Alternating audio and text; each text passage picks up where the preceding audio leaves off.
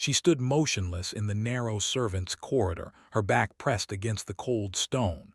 The chill seeped through the thin silk of her gown, but she did not shiver. She could not move. The voices on the other side of the wall held her frozen.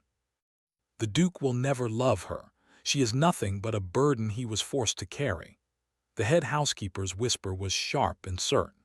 A penniless baron's daughter with a stained name. Every soul in Blackmore knows His Grace only married her out of obligation. A younger maid sighed. It is painful to watch, truly. She tries so hard. Last week I saw her waiting in the great hall past midnight, just to greet him when he returned. He walked straight past her without a single word. Trying will not change what she is, a charity wife, a ghost in her own home. The sooner she accepts that, the less she will humiliate herself. The words did not strike like thunder. They fell quietly, one after another, each settling deep into Aveline's chest like stones dropped into still water. She had felt the coldness for 6 long months. She had given it soft names: reserve, duty, the weight of a dukedom. But hearing it spoken aloud by the very people who watched her daily shame stripped away every gentle lie she had told herself. She was a charity wife, and her husband, Lucian Ashford, the Duke of Blackmore, had never once looked at her as though she mattered. The voices faded down the hallway. Aveline remained pressed to the wall, her fingers gripping the stone so tightly that her knuckles ached. She did not cry. The tears would not come. Instead, something inside her folded quietly, like a flower closing its petals against a frost. That night she made a silent decision. She would stop waiting. She would stop hopping. She would stop loving a man who had never wanted her. But the heart is a stubborn thing, and it would take a great deal more pain before she could truly let him go. Her marriage had begun not with a wedding celebration, but with a hastily arranged ceremony in a cold chapel, witnessed only by his stern solicitor and a trembling vicar. Aveline had worn her mother's faded ivory gown, the lace yellowed with age. There had been no flowers, no music, no family to kiss her cheek and wish her joy. Her father, Baron Montrose, had died 3 months prior, his name blackened by accusations of treason that she knew in her soul were false. She had been left with nothing but a crumbling estate drowning in debt, and the cold charity of distant relatives who viewed her as a stain to be hidden. Then the letter had arrived from the Duke of Blackmore, formal, unemotional, a proposal of marriage that read more like a business contract. He would clear her father's debts. He would give her the protection of his name. In return, she would become his duchess and ask no questions. She had said yes because she had no other choice, but in the quiet hours before sleep, she had allowed herself a dangerous flicker of hope. Perhaps the Duke was a private man. Perhaps beneath that cold exterior, he had a heart that might one day soften toward her. She had stepped into his carriage clutching that hope like a single candle in a vast darkness. Blackmore was a fortress of gray stone and shadow, perched on the edge of the Yorkshire moors. The wind howled constantly, and the sea crashed against the cliffs below. It was beautiful in a severe, lonely way, much like its master. Lucian Ashford was tall and broad-shouldered, with dark hair and eyes the color of winter storm clouds.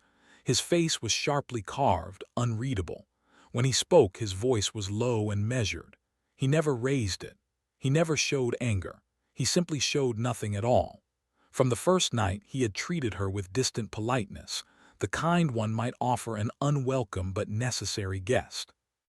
Aveline had tried everything. She had learned his favorite foods and instructed the cook to prepare them. He ate without comment. She had placed fresh flowers in his study. He never seemed to notice. She had worn a new gown of deep blue silk and waited for him in the library, her heart hammering. He had glanced at her, nodded once, and walked out. Each small rejection was a pinprick, bearable on its own. Together they became a slow, bleeding wound. The servants' whispers had simply been the final confirmation of what she already knew. She was invisible in her own life. The weeks that followed were draped in a heavy, muted sadness. Aveline moved through the vast halls like a quiet wraith, fulfilling her duties with mechanical grace. She oversaw the household accounts. She visited the tenants in the village, offering what comfort she could. She learned the names of the servants and their children, and she smiled at them even when her own heart felt hollow. But she no longer waited in the great hall at midnight. She no longer lingered in doorways hopping for a glance. One cold October morning, a letter arrived that shifted something small but significant within her. It was from her former governess, Mrs. Harlow, now living in a quiet cottage in Bath. The letter was warm and full of gentle affection. She spoke of books, of gardens, of simple pleasures. And she wrote, "My dear girl, you have always given so much of your heart to others. I pray you remember to save some for yourself." Aveline read those words 3 times. Save some for yourself. She looked around the cavernous chamber that was hers alone, the bed where she slept untouched by any husband, and she made a second, braver decision. She would stop seeking love from a man who had none to give. Instead, she would build a life of her own within these stone walls. She would find purpose. She would find strength. If she could not be loved, she would at least be respected. And she would never again give anyone the power to make her feel small. That very afternoon, she walked into the village unaccompanied and sat down with the blacksmith's wife, who was struggling to manage the ledgers for their business. Aveline spent 2 hours teaching her simple sums. The woman's gratitude was like sunlight breaking through clouds. It was a small thing, but it was real, and it belonged only to her. Meanwhile, the Duke of Blackmore remained as distant as the moon. He spent long hours locked in his study, his face set in lines of permanent strain. Sometimes Aveline heard him packing late into the night. She did not allow herself to wonder why. She told herself it was none of her concern. He had made that abundantly clear. The first real change came on a day of howling wind and spitting rain. Aveline had been visiting a tenant family whose youngest child was ill. She had brought broth and medicine, and she had sat holding the feverish little girl until the crisis passed.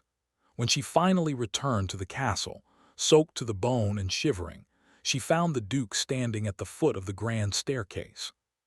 He looked at her wet gown, her wind-tangled hair, the exhaustion in her eyes. Something flickered in his expression. It was not warmth. It was more like confusion, as if he was seeing her clearly for the first time. "You went to the village in this weather," he said. It was not a question. "The Miller girl was gravely ill," she replied, her voice steady. "I could not sit here in comfort knowing that." He was silent for a long moment. "You will catch your death." "Then it will be a death that mattered." She did not know where the words came from. They simply rose, unbidden, carrying all the quiet defiance she had been nurturing in secret. She did not wait for his response. She curtsied, cold and formal, and walked past him up the stairs. Behind her, the Duke stood motionless. His hands, resting at his sides, curled slowly into fists. He did not understand what he was feeling. He only knew that her quiet strength had unsettled something deep within him.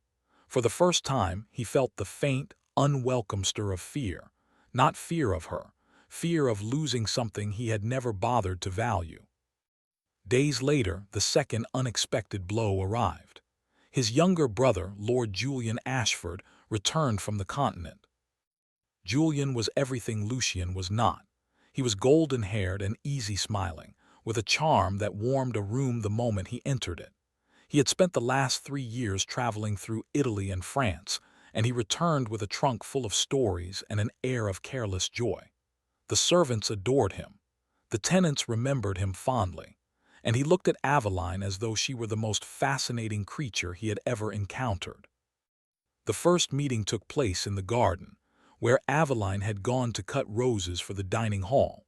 She heard footsteps behind her and turned to find a handsome stranger watching her with undisguised curiosity. "You must be the Duchess," he said, bowing with theatrical grace. "My brother's letters failed utterly to do you justice." Aveline felt a flush rise to her cheeks. It was the first genuine compliment she had received since her wedding day. "Lord Julian, I did not know you had arrived.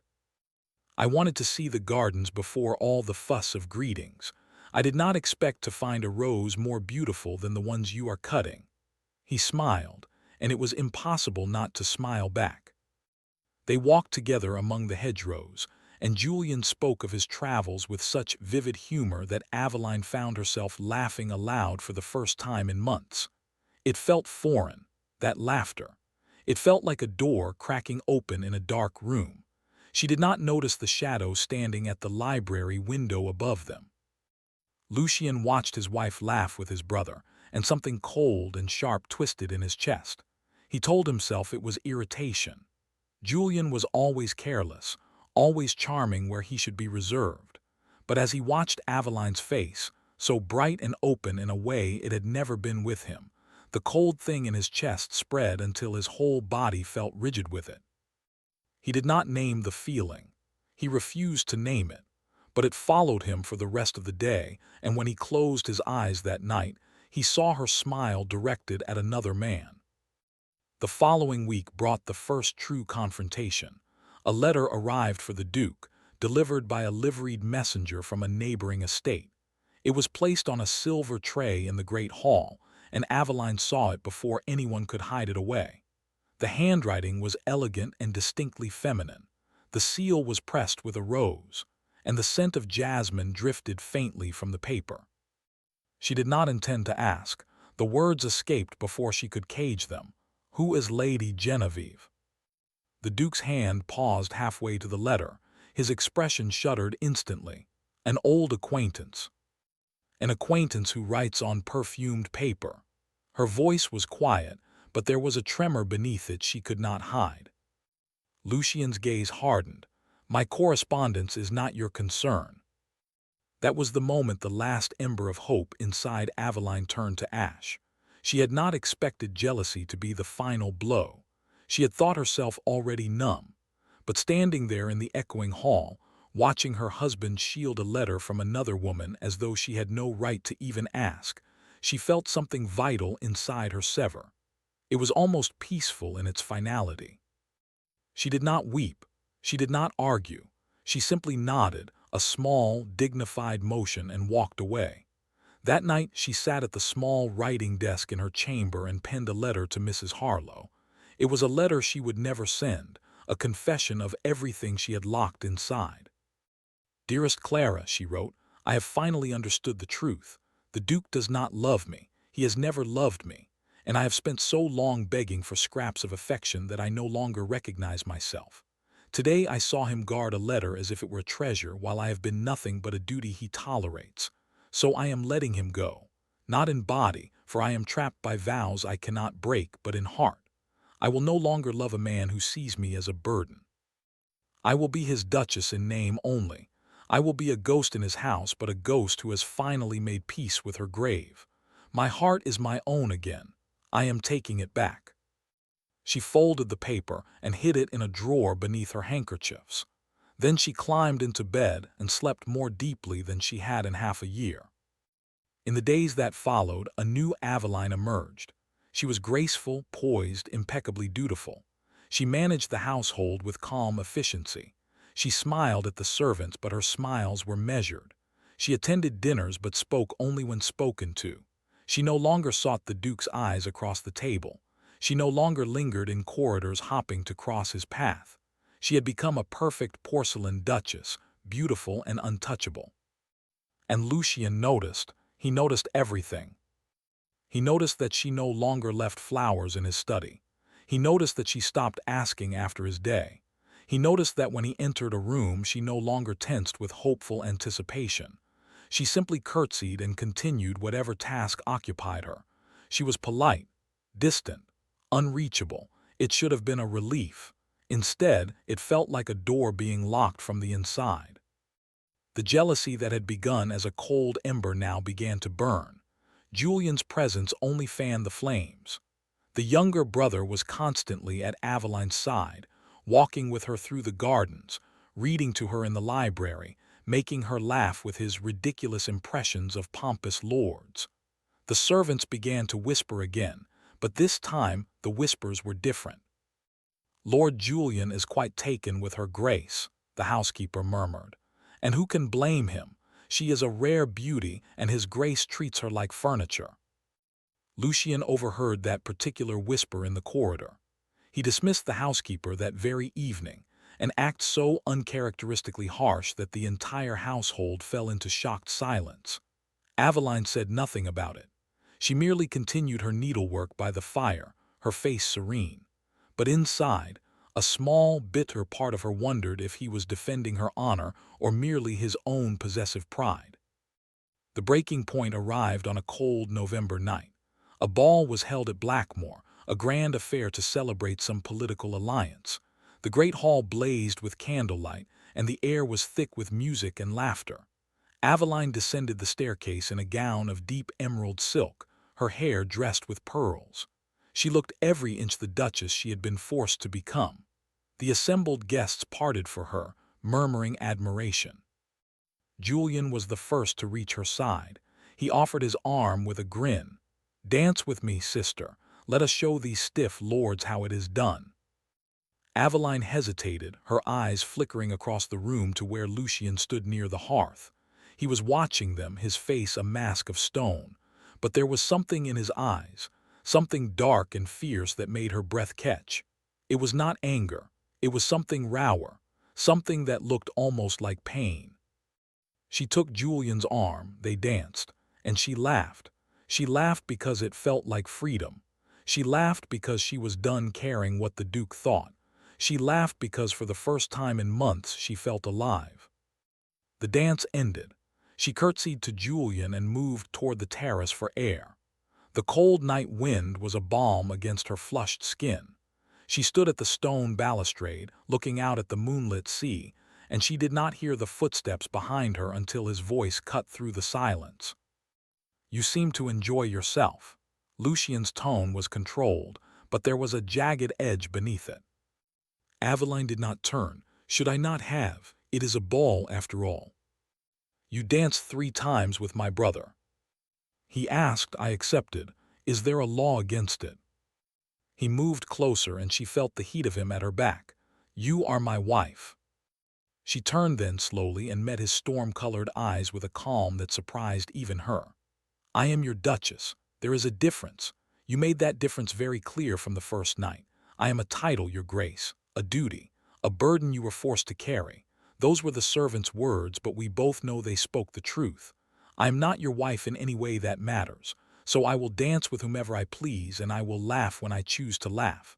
You have no claim on my heart." The words hung in the frozen air between them. Something shifted in his face.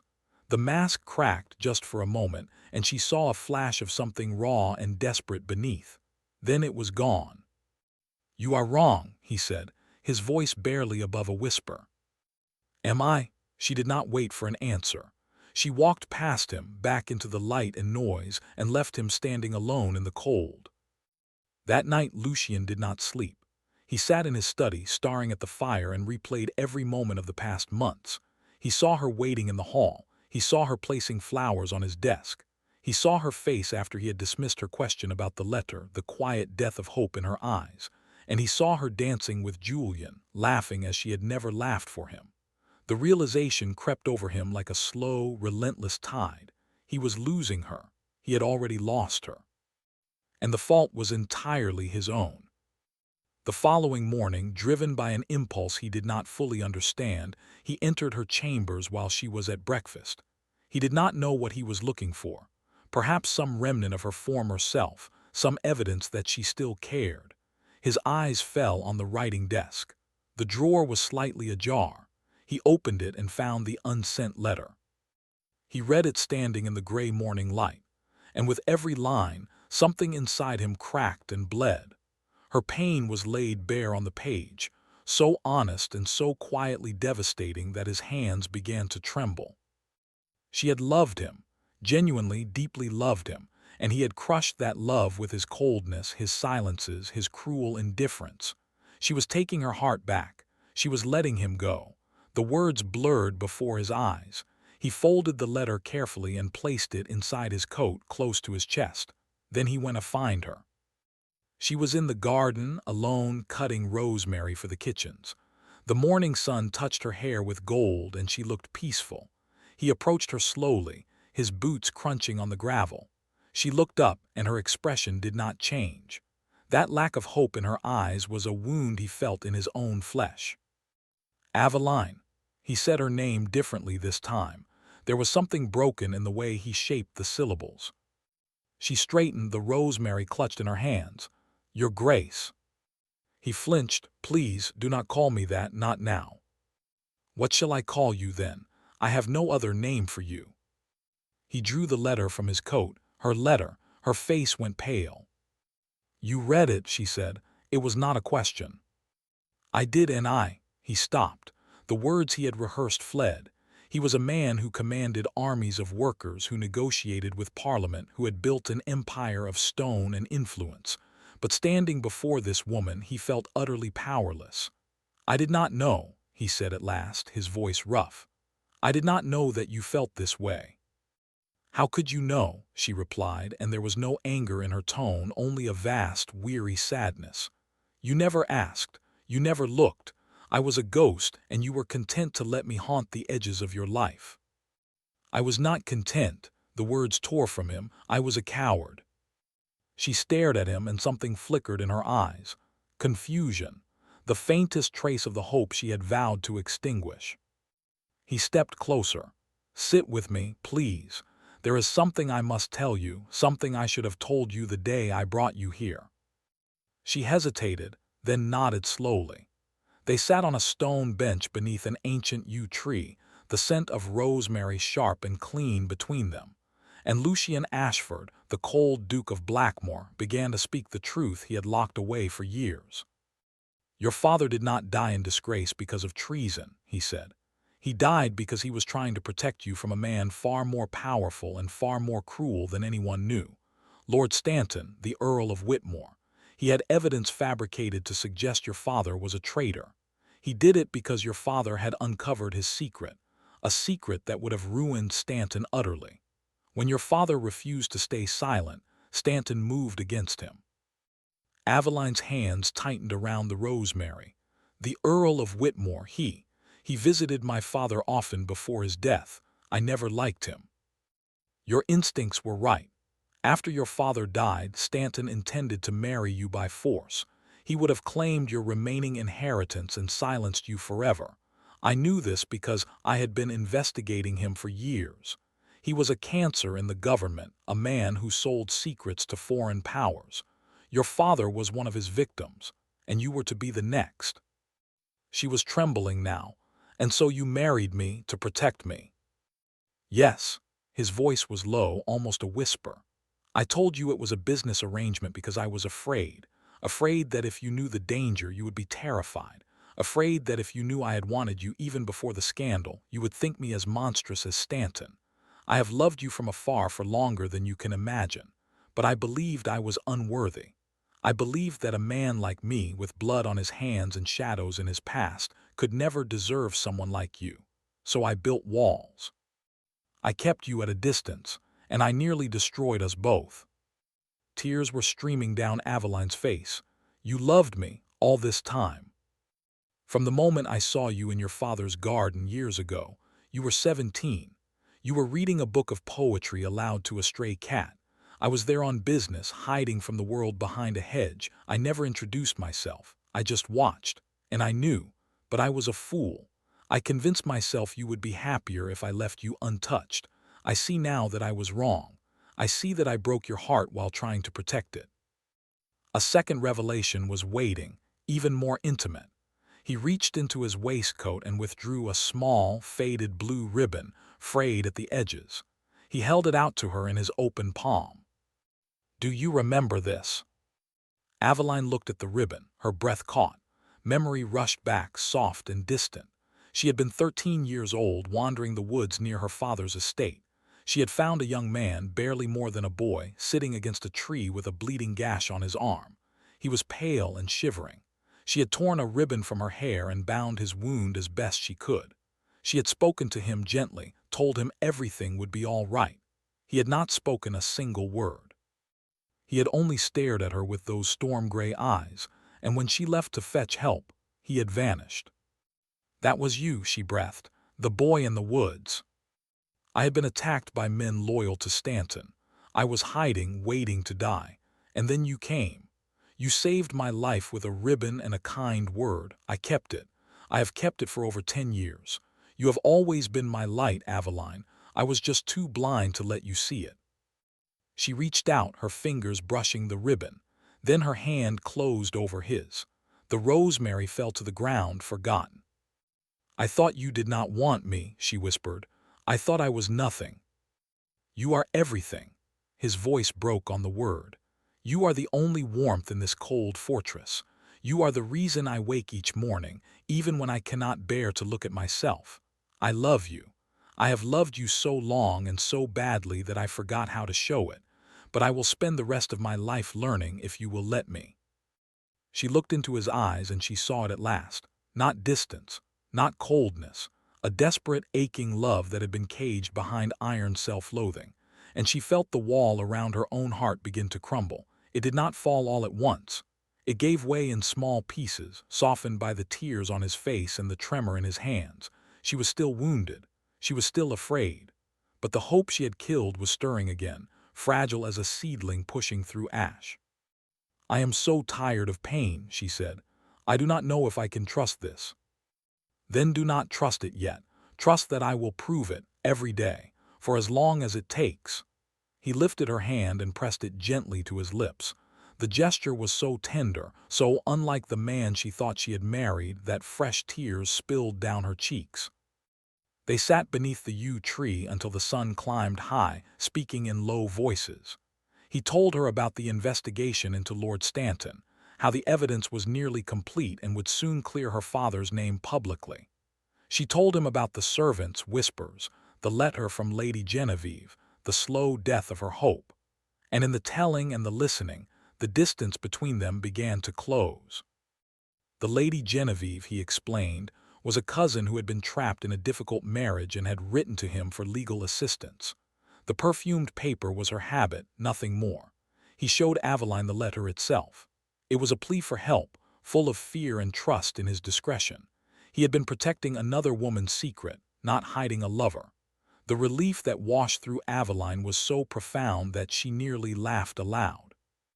The days that followed were not magically perfect. Healing did not happen in a single sunrise.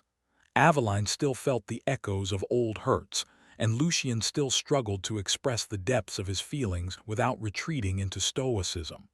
But there were moments of quiet revelation that stitched them back together. He began joining her on her visits to the village, and the tenants stared in wonder at the sight of the stern Duke helping his wife carry baskets of bread.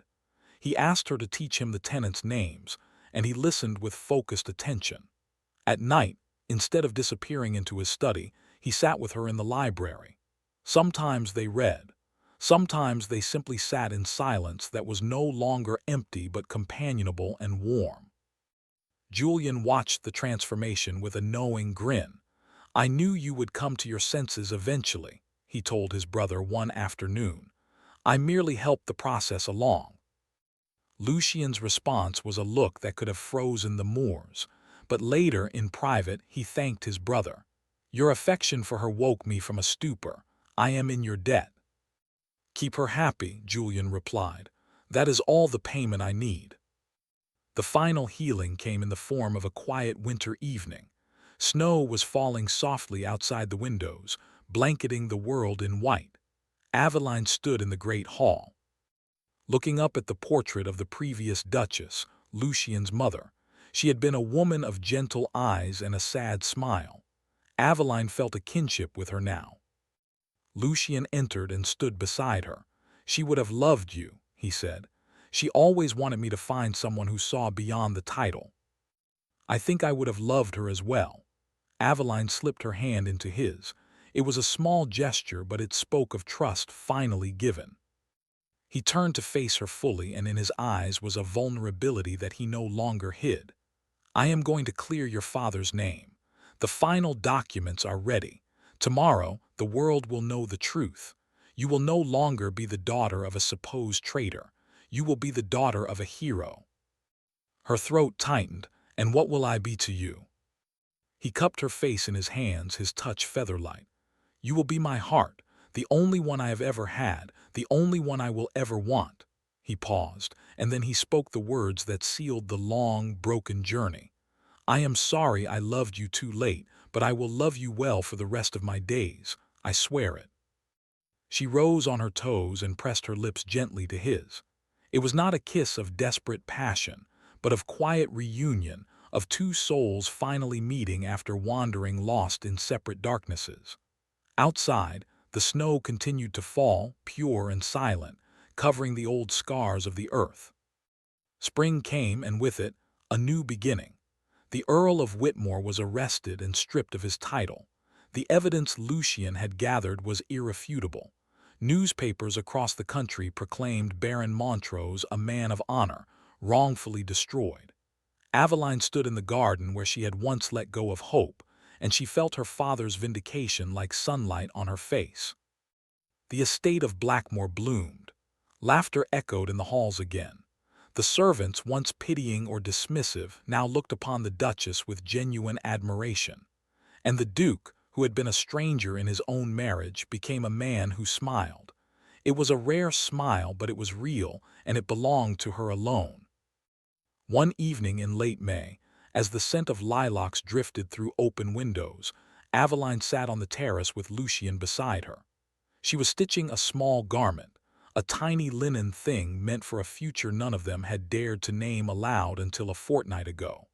The knowledge was still a fragile, luminous secret between them. Lucien watched her hands move, and his expression was one of stunned, reverent awe. "Every day you give me more than I deserve." She looked up, her eyes bright. "You once told me I was your light. You are my home. We are even." He took her hand, the one holding the tiny garment, and kissed her knuckles. "Tell me the truth. Are you happy?" She considered the question. She thought of the pain, the loneliness, the cold corridors and colder silences. And then she thought of the ribbon, faded and frayed, that now hung framed in their private sitting room. She thought of his voice in the darkness, reading to her when she could not sleep. She thought of the way he looked at her now, as though she were the single most precious thing in his world. "Yes," she said, "I am happy, not because the pain is forgotten, but because it brought us here, to this." He drew her close, and together they watched the sun sink below the moor's edge, painting the sky in shades of rose and gold. The future stretched before them, uncertain as all futures must be, but no longer cold. It was warm with the promise of love, hard-won and deeply treasured.